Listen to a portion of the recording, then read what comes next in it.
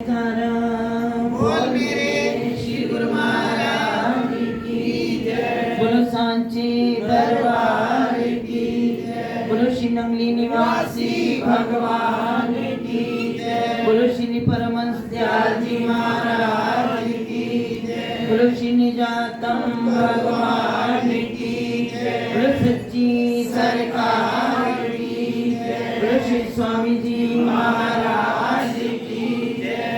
सियापति रामचंद्र महाराज की जय। धन्यवाद। अभी आप श्री सद्गुरुदेव भगवान जी के, दादा गुरुदेव श्री परमहंस दयाल जी के इरशाद भी श्रवण कर रहे थे, उनके जीवन की लीलाएं श्रवण कर रहे थे और सद्गुरु की रहमतों के भरे हुए भजन आप सभी श्रवण कर रहे थे। इस मन को आनंदित कर रहे थे, क्योंकि जहां सदगुरु की लीलाएं गाई जाए, अभी लीलाएं तो हुई, अभी भाई जी ने भी बताया कि कोई ना कोई गहरा राज होता है जिसे हम नहीं समझ पाते। हमें तो जो हमारे समक्ष होता है ना, वही चीज दिखाई देती है, लेकिन इस दीवार के पीछे क्या है वो मालिक ही जानते, वो वही राज जानते हैं। लेकिन हमें संशय में नहीं पड़ना। ये जब बरसात आई तो मुझे स्वामी जी की याद आई। कई बार इतने इतने बड़े भंडारे होते थे, लगातार इतनी तेज मूसलाधार बारिश, बड़ा कुछ होता, कई तरह के नज़ारे देखने को मिलते हैं। तो स्वामी जी को आकर संगत ने कहना, महाराज जी स्वामी जी थोड़े जे माँ दबा दे, जैसे ब्याह शादियों में होता है ना, लोग कहते हैं। तो उन्होंने कहना, महाराज जी थोड़े से उड़द लेकर ना उनको दबा दो, ये बारिश रुक जाएगी।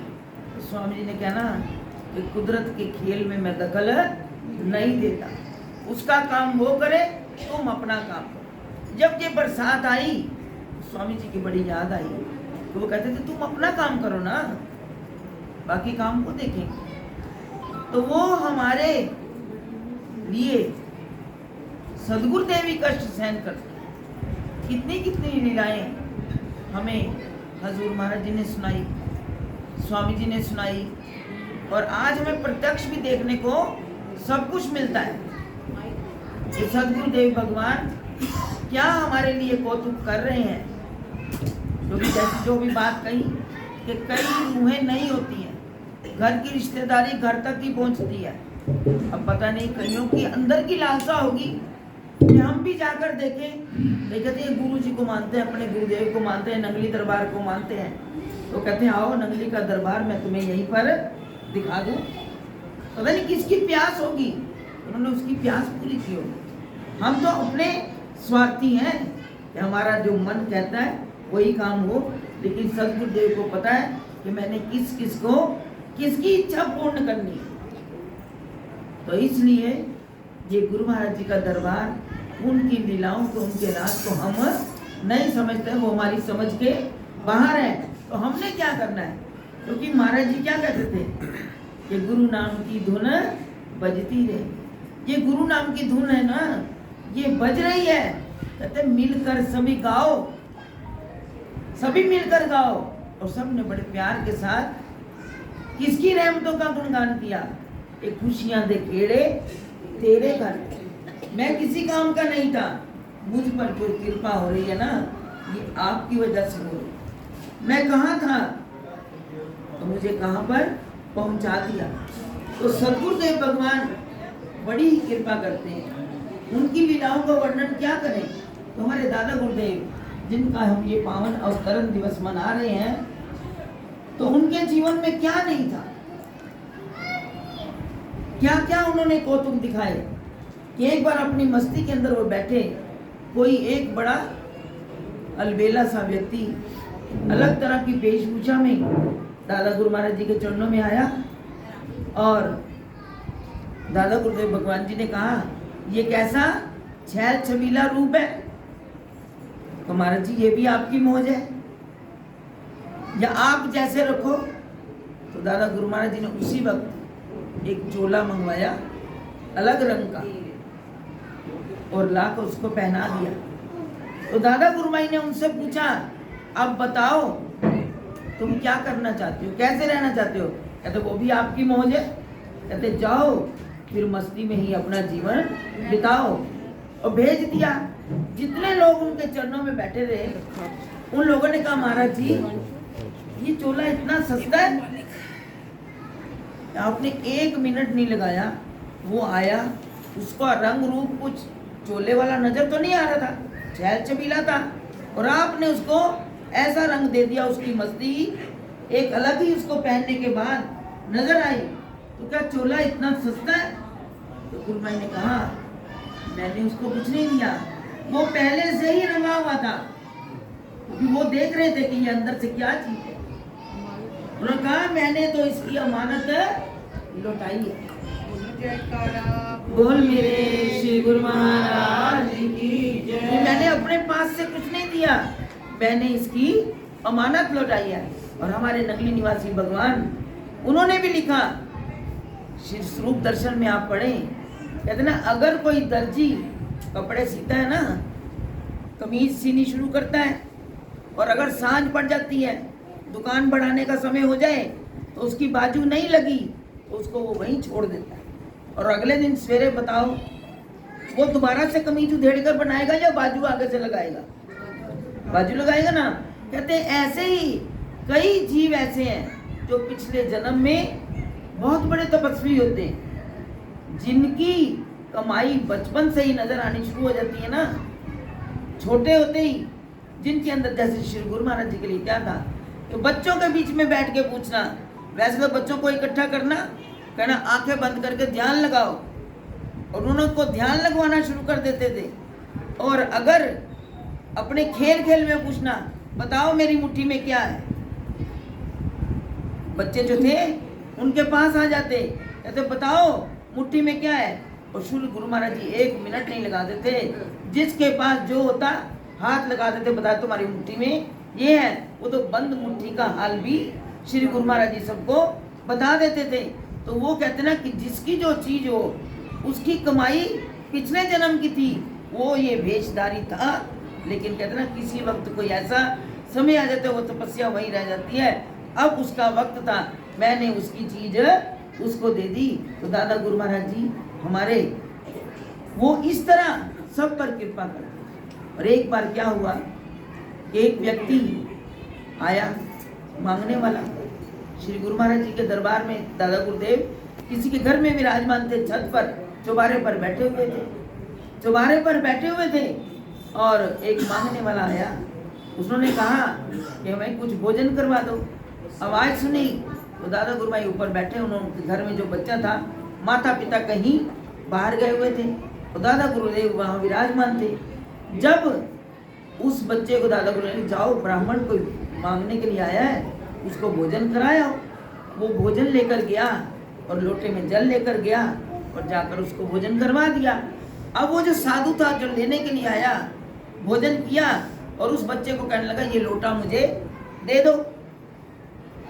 उस बच्चे ने कहा ये लोटा देने की मुझे आज्ञा नहीं है, मेरे माता पिता घर पर नहीं है। भोजन के लिए कोई द्वार पर आए तो उसको भिक्षा दे दो, उसको खिलाओ पिलाओ, घर पर आए हुए तो खाली नहीं भेजना, भोजन करवा दो, लेकिन ये लोटा मैं नहीं दे सकता। तो वो जो साधु था थोड़े क्रोध में आ गया, कहने लगा लोटा देते हो या नहीं देते? उस बच्चे ने कहा मैं लोटा नहीं दूंगा। तो आगे से कहता है मैं तुझे भस्म कर दूंगा। अब उन्होंने, वो बच्चे को मान था ना, उसे पता था मेरे गुरुदेव हमारे घर में बैठे हुए हैं। तो उस बच्चे ने सहज भाव में कहा भाई देखो आप मुझे भस्म कर दोगे ना, तो मेरे गुरुदेव बैठे हुए हैं, वो मुझे जिंदा कर लेंगे। जब ये बात कही, उस साधु ने कहा मैं तुझे भी देखता हूँ और तेरे गुरु को भी देखता हूँ। वो उसके पीछे पीछे ऊपर चले गए और जाकर कहते हैं इस बच्चे को कह दो ये लोटा मुझे दे दे। तब दादा गुरुदेव भगवान जी ने फरमाया कि भाई देखो उस बच्चे ने कितने प्यार के साथ, आप साधु हो, उस बच्चे ने कितने प्यार के साथ तुम्हें भोजन करवाया है, और उसके बाद वो लोटा तुम्हें नहीं दे सकता, क्योंकि बिना माता पिता की आज्ञा के कोई भी काम जो करता है वो उसके लिए अच्छा नहीं होता। तो उसने तुम्हें भोजन करा दिया है। अब उस साधु को और भी गुस्सा आ गया, उन्होंने कहा मैं तुम्हें भी देख लूंगा। दादा गुरुदेव बड़े सहज भाव में बैठे हुए, कहने लगे अच्छा क्या देख लूंगा, ठीक है आपने जो करना है आप कर लो। अब वो सामने बैठकर दादा गुरुदेव भगवान जी के लगा मंत्र पढ़ने, हाथ में जल लिया, मंत्र पढ़ने लगा। अब मालिके कुल जो हों हैं, पीरों के पीर, शाहे विलायत, उसके छू छक्के से उनको क्या होना था, वो कुछ भी ना कर पाया। दादा गुरुदेव मुस्कुराते रहे और उन्होंने पता क्या कहा, अब तुमने कर लिया।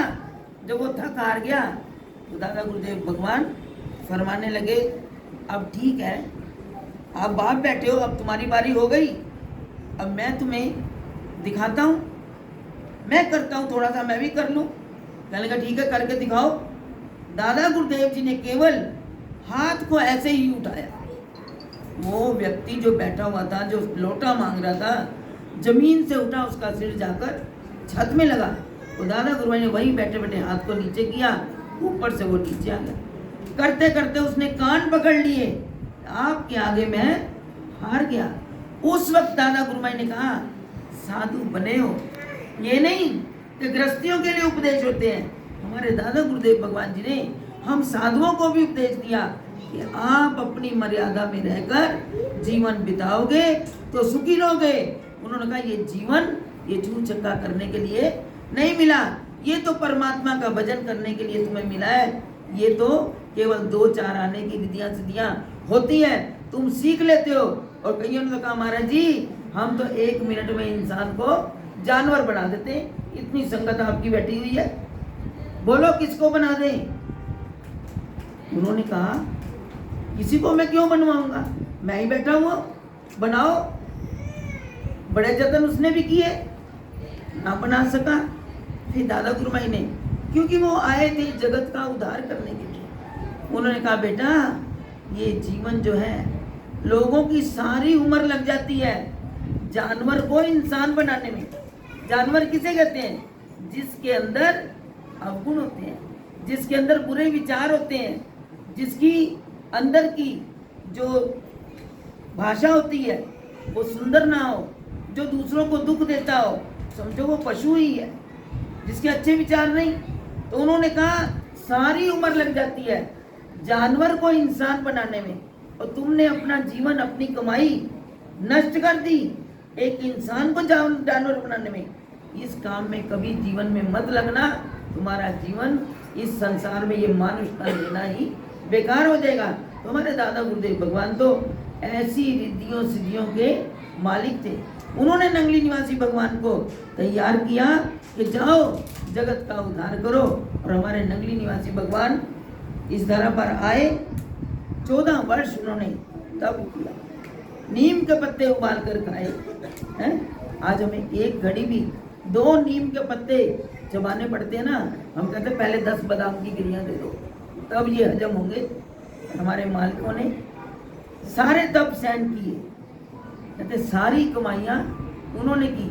आज उन कमाइयाँ उन्होंने कहाँ रहे, बरसात झेली, गर्मी झेली, धूप झेली हैं, और उन्होंने तप करके हमारे लिए ऐशो आराम ये साधन बना दिए। जरा सी बारिश आई अंदर बैठ जाओ हैं, इतना हम शरीर को गला नहीं सकते, उन्होंने अपने शरीर को सूख कर काटा हो गया है। संतों ने पुकार की कि गुरुदेव अब इनको साधना से उठा दो।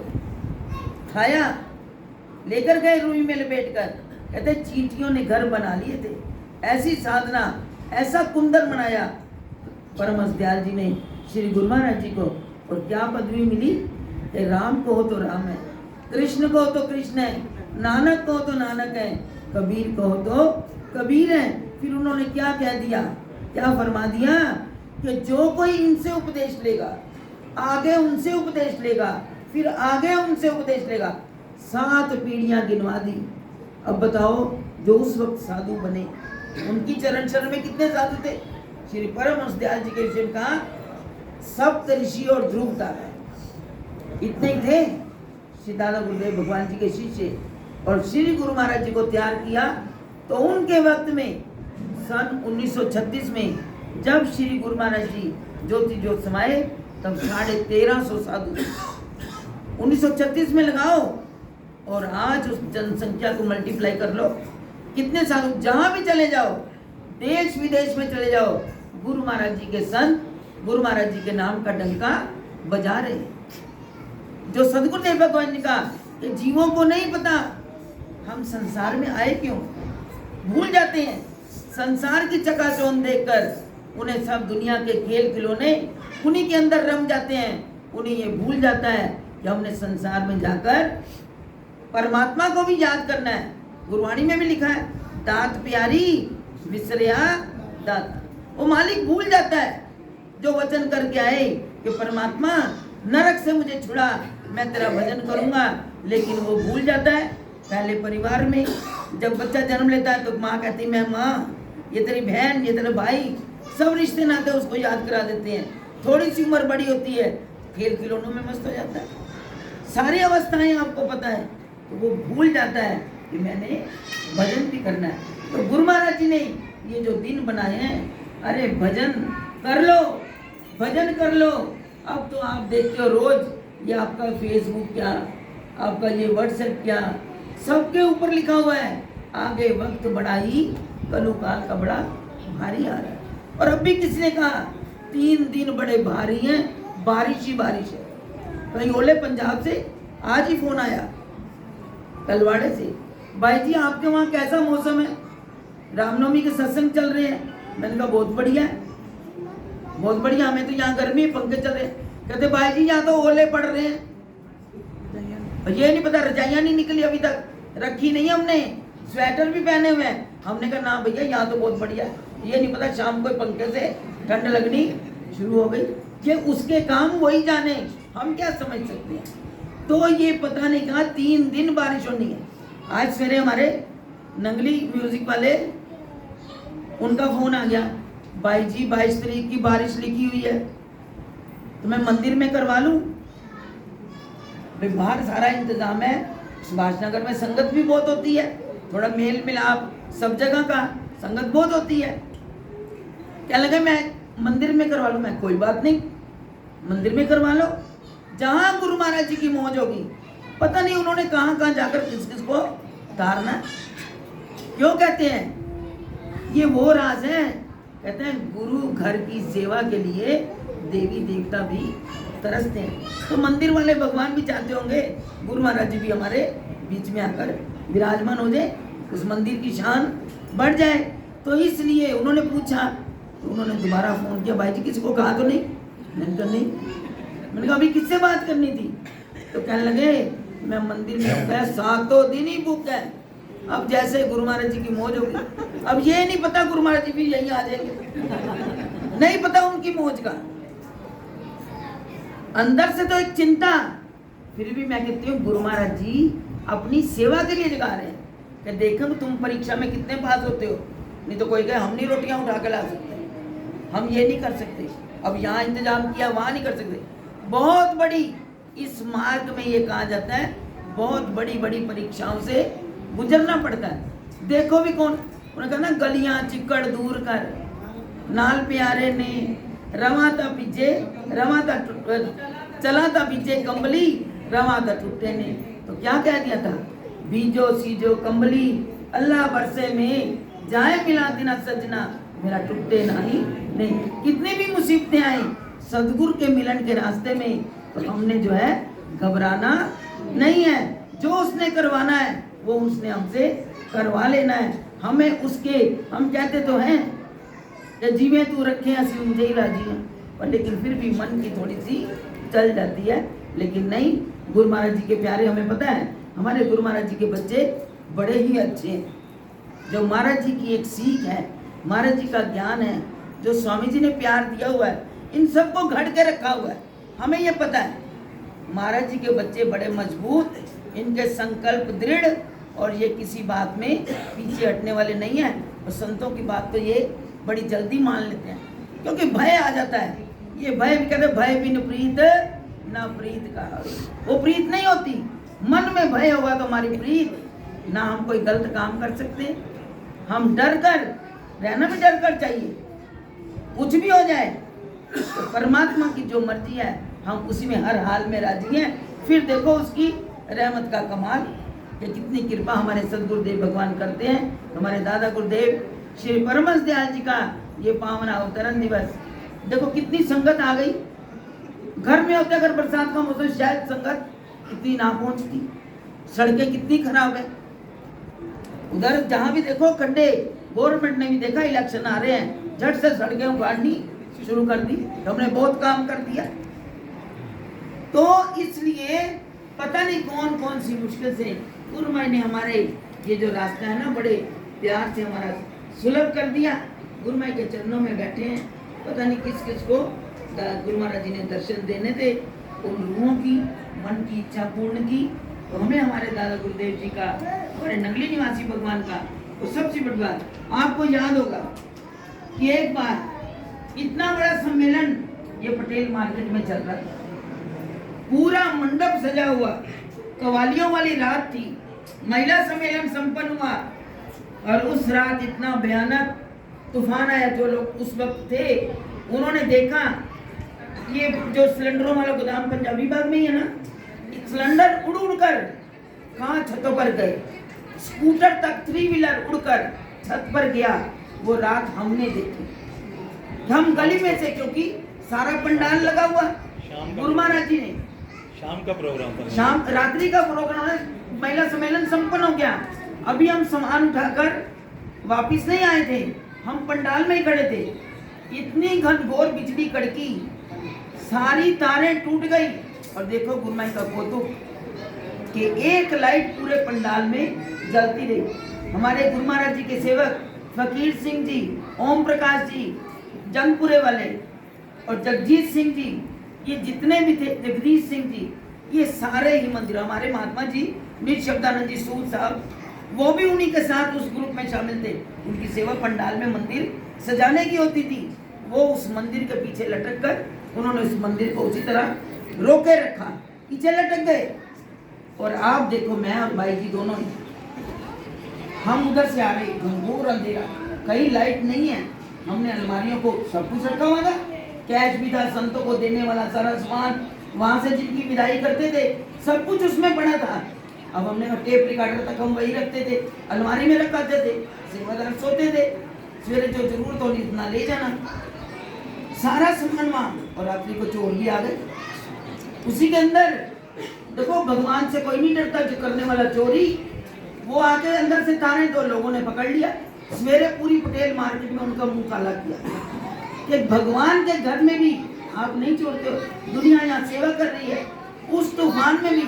और वो जो रात को कवाली की रात, जनाब असलम साबरी यहाँ आकर मंदिर में बैठे, सारे इसी मंदिर के अंदर, हाल के अंदर, और हजूर महाराज जी सामने विराजमान। उसने कवाली क्या बोली आज भी याद है, अल्लाहू अल्लाहू अल्लाहू।